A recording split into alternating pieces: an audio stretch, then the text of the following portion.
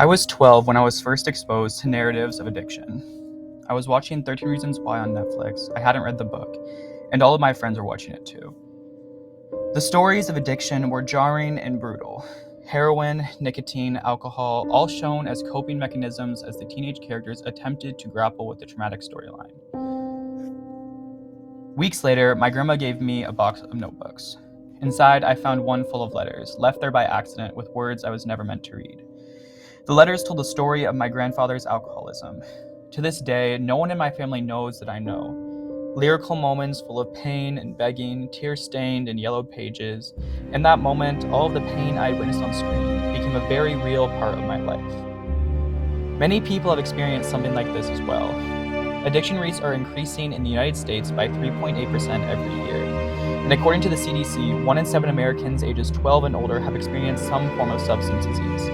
Substance can reference anything from alcohol to weed, hallucinogens, opioids, nicotine, etc. The National Institute of Mental Health defines substance disease as a mental disorder that affects a person's brain and behavior, leading to a person's inability to control their use of substances such as legal or illegal drugs, alcohol, or medication.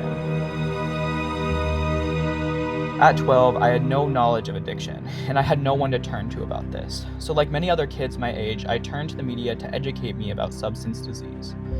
But substance abuse is heavily glorified in the media.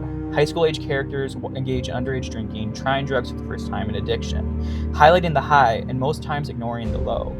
Heroin, Molly, cocaine, ecstasy, it has become the norm for teenagers on screen to use substances as a way to cope. Shows like Euphoria, 13 Reasons Why, and Elite all demonstrate the dangers of addiction. The issue is that when a younger audience is exposed to these issues, they lack the critical thinking skills that are important when discussing sensitive issues. Instead of seeing the dangers of substance abuse, they see the highs and glamour that come with it, and dangers often fall through the crack. The impact of substance abuse surrounds us. Each year, the rate of addiction increases, and the culture surrounding it continues to glamorize its effect. However, representations of addiction are beginning to be critiqued in the mainstream media. 4 years ago, Beautiful Boy, a film detailing the relationship between a father and son who struggles with addiction, was released starring Steve Carell and Timothée Chalamet as a father-son duo. The film accurately and sensitively discusses substance abuse as an ongoing illness and demonstrates the importance of discussing the issue. The path to healing begins with accurate education and actively working to destigmatize substance abuse disorders. The media's portrayal of addiction or substance disease appears to be starting this journey.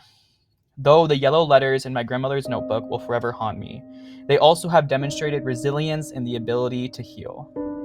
We can all begin this process of healing if we reduce the stigma surrounding these difficult subjects and increase accessibility to education and see each other as humans.